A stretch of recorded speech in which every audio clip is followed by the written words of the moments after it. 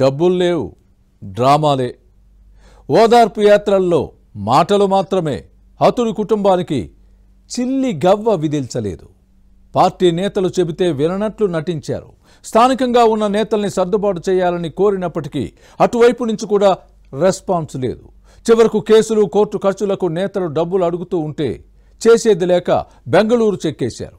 అసలు విషయం తెలుసుకున్న నేతలు దీని వెనుక ఉన్న కథ ఏమిటని ఆరా తీయడం ప్రారంభించారు. జగన్ తీరుపై వైసీపీ నేతలే పెదవి విరుస్తున్నారా? బాధిత కుటుంబాలకు సాయం చేసే విషయంలో సైడ్ అవుతున్నారా? ఇలాంటి అంశాల్లో చంద్రబాబే బెటర్ అని ఫ్యాన్ పార్టీ నేతలు భావిస్తున్నారా? Let's watch the story.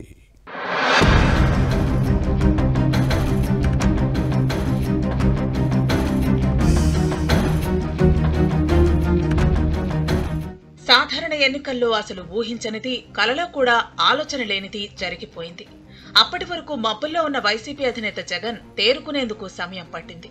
కనీసం 100 సీట్లతో అయినా గెలుస్తామని అధికార పీఠం మరోసారి తమదేనని లండన్ నుంచి తిరిగి వచ్చిన వెంటనే ఆరామస్తాను ఎదురై సర్వే జాబితాను చేతిలో పెట్టారు. అంతేకాదు, జగన్ లండన్ లో ఉండగానే ప్రభుత్వం మనదేనని కొన్ని సర్వే సంస్థలు చెప్పడంతో ఆ కబురు ధనంజయ రెడ్డి చేరవేయటంతో వారం టూర్లోనే తెగ సంబరపడిపోయారు. తానొకటి తలిస్తే దైవం ఒకటి తలుస్తుందని చివరకు ఎన్నికల ఫలితాల్లో మొదటి రౌండ్ నుంచి చివరి రౌండ్ వరకు వైసీపీని జనం తరిమి కొట్టారు. ప్రతిపక్ష హోదా కూడా ఇవ్వకుండా 11 స్థానాలకే పరిమితం చేసి పక్కన పెట్టేశారు. అనుకోని పరిణామంతో మైండ్ బ్లాంక్ అయిన జగన్ సాయంత్రానికే మీడియా ముందుకు వచ్చి అక్కా చెల్లెళ్లు, అవ్వాతాతలు, అన్నాదమ్ములు ఏమైపోయారంటూ బిక్కమొహంతో దిగాలుగా సమావేశం ముగించి వెళ్లిపోయారు.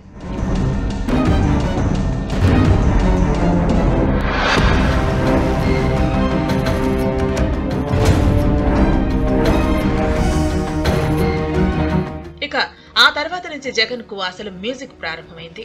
నెపాన్ని ఈవీఎంలపైకి నెట్టాలని ప్రయత్నం చేసి విఫలమయ్యారు. మొదటిసారి పులివెందులు వెళితే మున్సిపాలిటీలో చేసిన పనులకు బిల్లుల గోల వెంటాడింది. ఆ తర్వాత రెండోసారి కూడా సొంత నియోజకవర్గంలో పర్యటించినప్పుడు గ్రూపు గొడవలు చుట్టుముట్టాయి.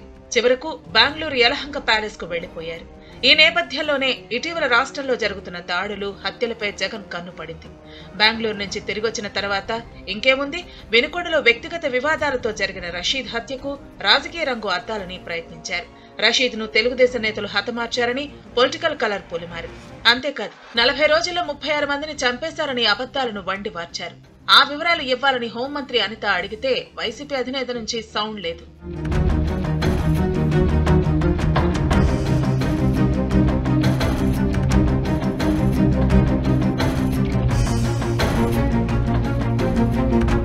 అయితే వినుకొండ వెళ్లే సమయంలో హతుడి కుటుంబానికి డబ్బులు ఇద్దామని కొందరు పార్టీ నేతలు జగన్ దగ్గర ప్రతిపాదించారు. వైసీపీ అధినేత మాత్రం స్థానికంగా ఉన్న పార్టీ నేతలకు చెప్పాలని సూచించారు. తీరా చూస్తే వారు కూడా చేతులెత్తేశారు.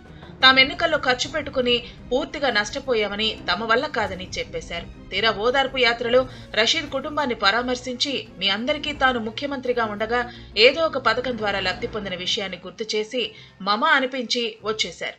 మరికొందరు నేతలు తాడేపల్లి ప్యాలెస్ కు వచ్చి కోర్టు కేసులకు తమకు ఆర్థిక సాయం చేయాలని కోరారు. 5 సంవత్సరాల పాటు అధికారంలో ఉన్న సమయంలో అందరూ సంపాదించుకుని తనను డబ్బులు అడగటం ఏంటని జగన్ ఫైర్ అయ్యారని ఫ్యాన్ పార్టీ నేతల్లో టాక్. చివరకు డబ్బులు లేకుండా డ్రామాలు పండిస్తే పార్టీ ఎప్పుడు పికప్ అవుతుందని వైసీపీ నేతలు క్వశ్చన్ చేస్తున్నారు.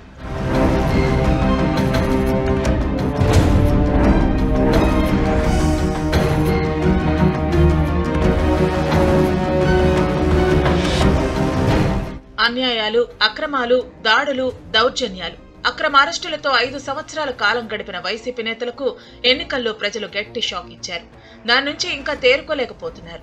6 నెలల పాటు సైలెంట్ గా ఉండాలని కొందరు నేతలు జగన్ కు సూచించినప్పటికీ తగుదనమ్మా అంటూ వినుకొండ వెళ్లి సెల్ఫ్ గోల్ వేసుకున్నారని పార్టీ నేతలు గుసగుసలాడుతున్నారు.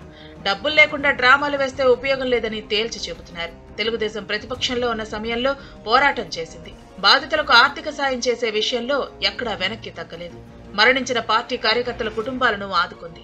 కోర్టు కేసుల ఖర్చును కూడా పార్టీయే భరించిన విషయాన్ని వైసీపీ నేతలు గుర్తు చేసుకుంటున్నారు.